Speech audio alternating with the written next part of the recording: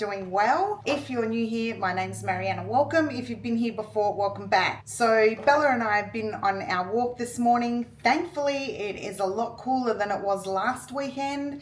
It is 31 degrees today. It was 41 yesterday. It is a little bit humid today, and tomorrow's meant to drop down to 25. So the reprieve from that extremely hot weather is quite welcome. But I thought today I don't have a heaps busy schedule, so I've decided to make my healthy apple cake. I am going to halve the ingredients because I'm making it slightly different and I'm not sure how it's going to turn out. So I'm going to get going on that. The other thing that I'm going to be doing today is revisiting my finances for February and talking a little bit about the spending cleanse that I want to do, also known as a low buy or no buy. So I'm going to go through my finances and I'm going to talk to you a little bit about that later in case you're also wanting to reset your finances now that the Christmas period's over. The kids have gone back to school, you've gone back to work, and you're back into some sort of routine. But firstly, I want to get this in the oven. Since Christmas, I've been experiencing a lot of spending guilt and money noise. So I think the best thing that I can do for myself right now is a financial cleanse and reset.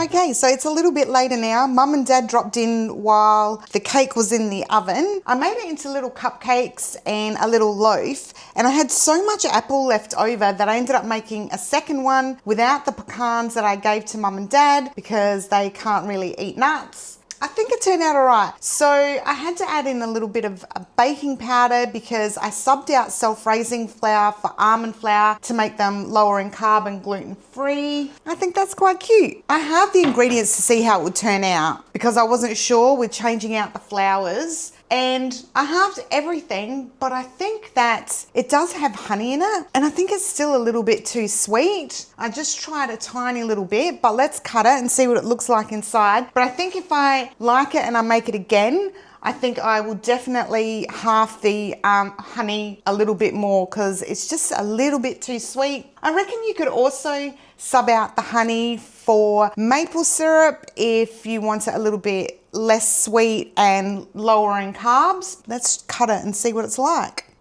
Oh, it's falling apart. So there it is. I've just cut a little piece off and let's try it. Really nice. Like I said, it is a little bit sweet and maybe it could have used a few more minutes in the oven, I'm not sure. But I think I'll slice it up and then I can freeze it to have as a snack or even as breakfast. And if it doesn't fall apart when I slice it, you could probably toast it. Be lovely warm with a cup of coffee or a cup of tea. So easy to make as well, which is what I like. Better start talking about my finances and for my February reset and my February financial cleanse. So I'm going to tidy myself up and then get going on that. It completely fell apart when I cut it. So I think that muffins are definitely the way to go. I might mix this with a little bit of yogurt and have it as my snack later on because I can't freeze that. So given that we're fast approaching February, I have decided that it's time to get my finances in order, or more of a financial reset. So last year in February, once all the Christmas stuff was over and the holidays were over and I was back at work and back into routine, I decided that it would be a good idea to do a low buy February. And that actually worked really well for me. And it sort of carried on through the majority of the year. But then I went on a holiday and when I got back, we were approaching Christmas time and I kind of dropped the ball, but I've decided it's time to get back into the swing of things now because I'm starting to experience a bit of buyer's remorse on things. I'm starting to feel really uncomfortable with the amount of money that I see leaving my account. It's nobody's fault but my own. So I also last year did a couple of videos on things that I wouldn't be buying in 2025. And again, I did really well for the majority of that, but there were a couple of areas where I fell off. So things like home decor, books, and also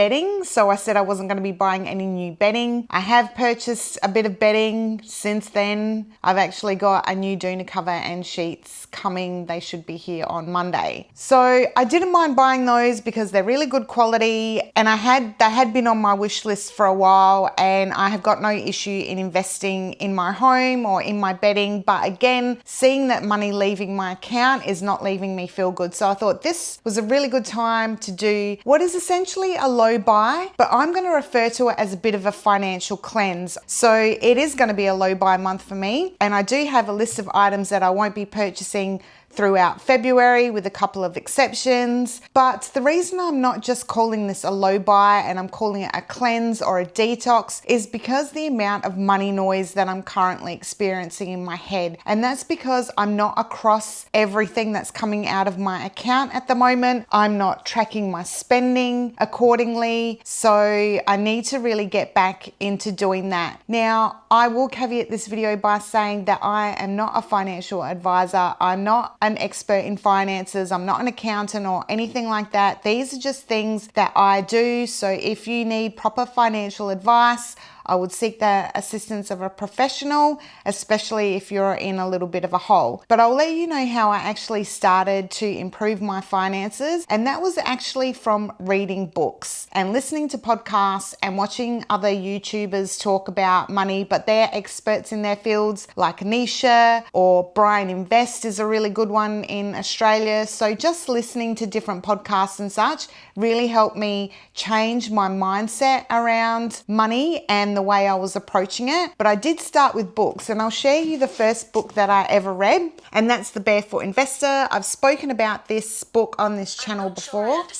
And I picked this up from Big W, I think it was, or Kmart or something like that, for $19, and it was a really good investment. I prefer physical copies of books like this, and the reason I chose this one is because it's based in the Australian environment, which does help. There are so many books around the American environment out there, but I wanted something specific to our financial environment or Australia's financial environment. That's why I chose this one. It's really easy to understand. I recommend it to everyone. I've recommended it to my niece and nephew to help them get started, and it's just so easy to read. The second one I started was She's on the Money. And again, this is an Australian-based author that has really, really helped me as well. I also use her spending tracker, but I'll talk a little bit more about that after. And the book that I've recently picked up was this one. And I'm not going to say that on here because I don't want to get a black mark. I am about 60 pages in. I just started it yesterday. So far, I'm really enjoying it, but she does swear quite a bit. So just be aware of that if you're looking at picking up this copy. But I mean, you can tell by the title that, yeah. Anyway, that's another really good one. So the first thing I like to do when starting this sort of financial reset and doing a cleanse is I like to get everything out on the table. I use the She's on the Money spreadsheet, which I'll link below. It's so easy to use. It's a spreadsheet that you download. You can do it weekly, fortnightly or monthly. Put your pay in after tax, and then put in all your things like rent, mortgage repayments, children's school fees. Put all that in there so you can see exactly how much money is coming out on a regular basis. And then you can put in other things like your groceries, your insurance expenses, and then it will sort of deduct the amount as you're going along. And then when you get to the bottom, it gives you the amount of money that you have got left. And the reason I like that is because I can then see what money I've got left over to put towards different things, whether that be investing, be travel savings, savings for Christmas, or anything else that I'm saving for, if I can add more into my superannuation every month. So that's why I do that. And it also helps to reduce that money noise by getting clarity on exactly where my money is and where it is going. I'm lucky in the fact that I don't have any consumer debt, so I don't have any credit card debt. I don't have a car loan. My biggest debt is my house, which I have set myself a goal of paying off in the next 3 years. And having this sort of spreadsheet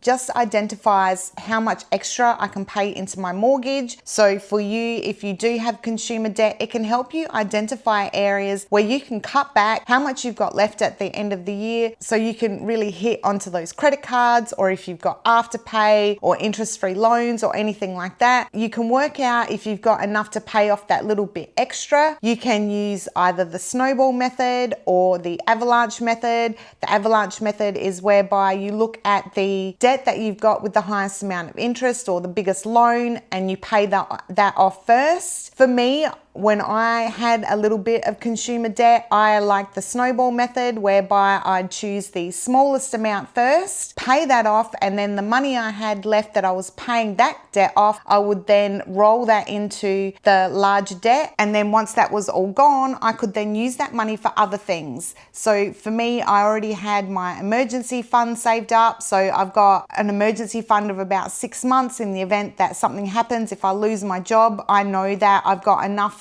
to keep the lights on and to keep Bella and myself fed. And then whatever I had left, I have started using towards investments. So I open a Perla account. I don't do like individual stocks because I think they're too hard, but I do invest in index funds or ETFs. So I did a course on that through the WEA a couple of years ago, and that really helped to get me started on my investment journey. I also spoke to someone separately outside of that was well across investing, and all it cost me was a bottle of wine and a beer. So to me, that was a small price to pay to start me on my investment journey. But that came after all the consumer debt was paid, once I had clarity on my finances. That way I could approach investing without any stress. And it was also important for me, being on my own, that I pay additional into my superannuation. I downloaded the app for the superannuation company that I go through. It's actually through work. I did a bit of research on low fee superannuation funds and found that the one that I am with through work was actually the best one. So I've stuck with that. Especially if you're a single woman, it's really important to know what your finances are. I know that finances can be extremely confronting when you download the statements and start going through things. It can bring a lot of shame and guilt, and I have experienced that, and I do still experience that, like after coming out of Christmas. But there's no point in burying my head in the sand and hoping my finances will magically improve. I have to take the steps to improve them. I also use a spending tracker that I downloaded from the Apple Store. I have tried using budgets, and there are some really good ones out there. I got one spreadsheet from Copilot that was about 20 Australian dollars, and I also got another one from,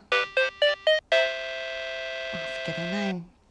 Anyway, but I find that budgeting that way doesn't really work for me. It just adds more money noise, and it's just another thing that I have to do. Whereas with the one that I've got on my phone, I just put in, similar to the spreadsheet that I use, I just put in my monthly income and then all the deductions. And then every time I spend money, whether it be to buy a cup of coffee, put petrol in my car, then I can just add that to my tracker, and then it deducts it off the amount of money that I've got for that month. You can also download a CSV file, and you can also have the app onto your computer, but the thing is, it doesn't automatically sync, so you have to use Dropbox, and I haven't figured out how to do that just yet. But for now, the tracker is really good for me. I also tried using the Frollo app, but it was just a nightmare to set it up properly. It was saying that deductions were coming out every day that were actually monthly, and trying to change it, it was just doing my head in, so I stopped using that. But as far as my frugal February goes, and as far as low buy goes, to do that bit of a detox and get me out of the habit of automatically just, paying for things on my phone and using my credit card and things like that, I've just written out a list of things that I'm not going to be purchasing in February. Of course, you need to pay your bills, and of course, you need to do the things that will keep you alive, essentially. So you still need to buy your groceries, but you're not allowed to have treats. I think committing to this sort of detox or no spend isn't about deprivation. It's just about learning to be more mindful with money, and that's where I fell over at Christmas. I stopped being mindful about what I was spending, and I knew that when I went into my banking app and looked at the amount of money I spent through December in comparison to last year, partly because I also had Christmas Eve here, so I did buy a lot of additional food and things like that. So I did make allowances for that. I had also saved up separately for that, but even so, I'm just aware that I have been spending a little bit too much money. So I'm going to go through some of the allowances that I have for my low by February. I've got my notepad here so I don't forget anything. So I am allowed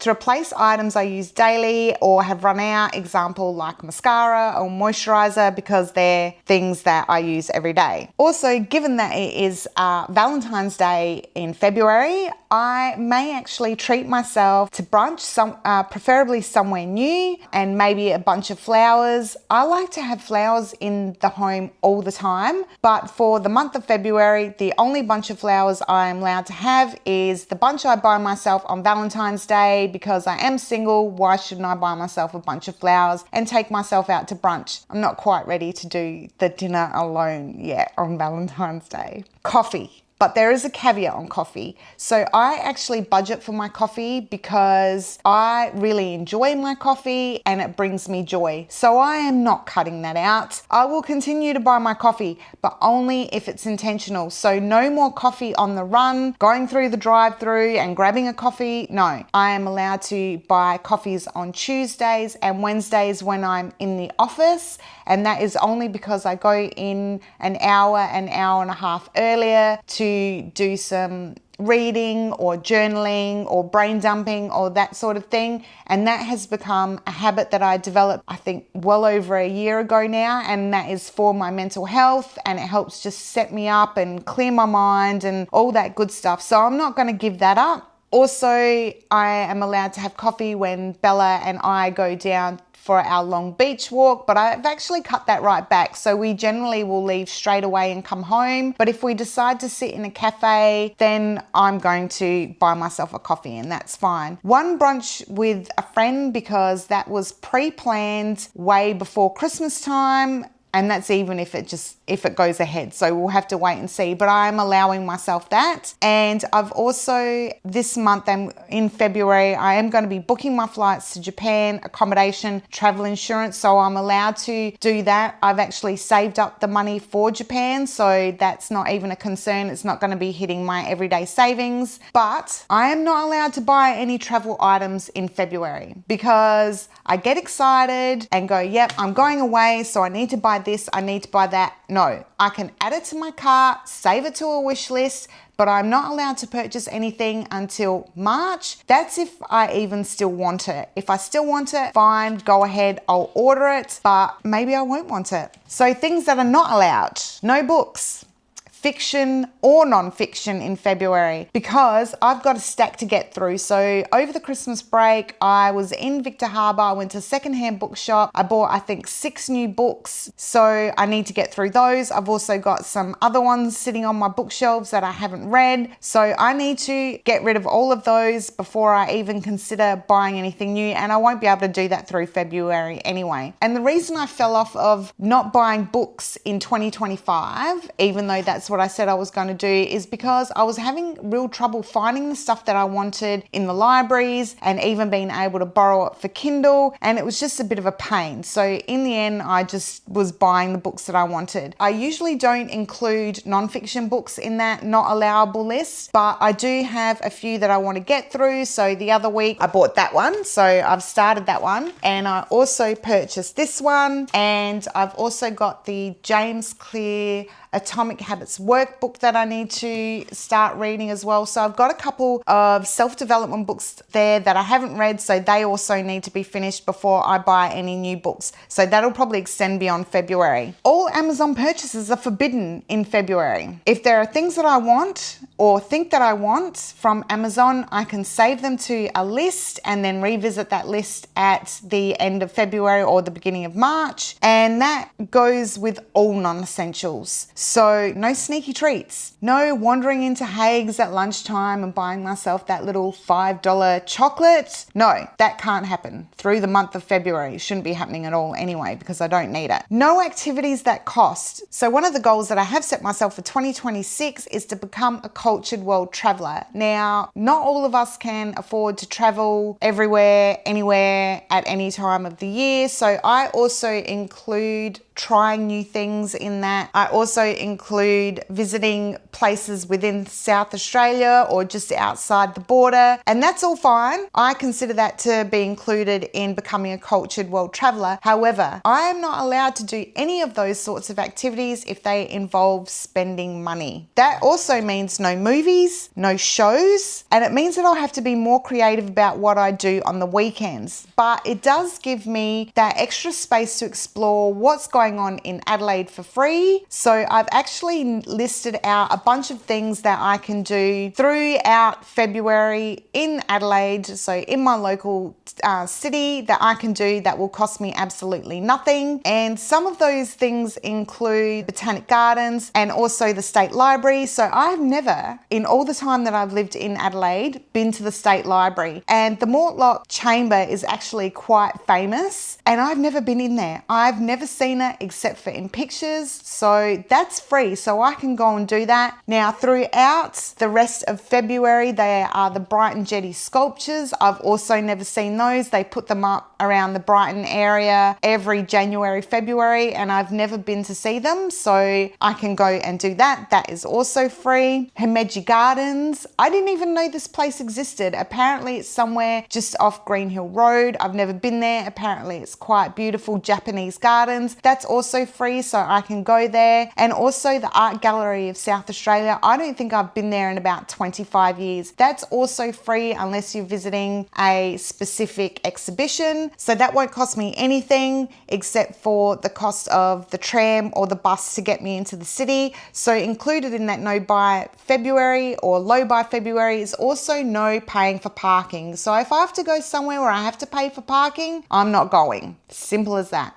It's got to be free. Public transport, I am willing to pay for, because how else am I meant to get anywhere? I catch the bus to work. So there's some of the things that I am cutting out. So it's not a huge list, because I sort of, when I did that no buy in 2025, I kind of cut out a lot of things anyway. So when I've been going through my finances and looking at things to cut out, there actually isn't a lot. But I just felt that I have been spending a little bit of money lately, like I said, on my bedding. I have bought 2 pairs of shoes. And what I did last year to help me as well was also sit down once a month at payday and have a bit of a financial date night with myself. So revisiting that spreadsheet, updating it if it needed to be updated. Mostly it didn't. Making sure that my tracking app was up to date with everything, having a bit of a look through my bank accounts. But also what I did to really help myself was paying myself first. So as far as superannuation goes, through my work, I can do a pre-tax contribution towards my super. So I took advantage of that. Every time I get paid, there's a certain amount of money pre-tax that goes straight into my super. I don't even have to think about it. And then what's left is what I have for the remainder of the month. And what I do is I set up automatic debits for my investment account and anything that I'm saving for. So my holiday to Japan, that automatically comes out at payday. Christmas gift giving and donations automatically come out of my account as well. So it's just whatever's left. So I pay myself first. I also have a little account separate from that. I use higher interest accounts for these things and things like investing in myself. So if there's a course that I want to do, then I've got the money there to do it without too much worry.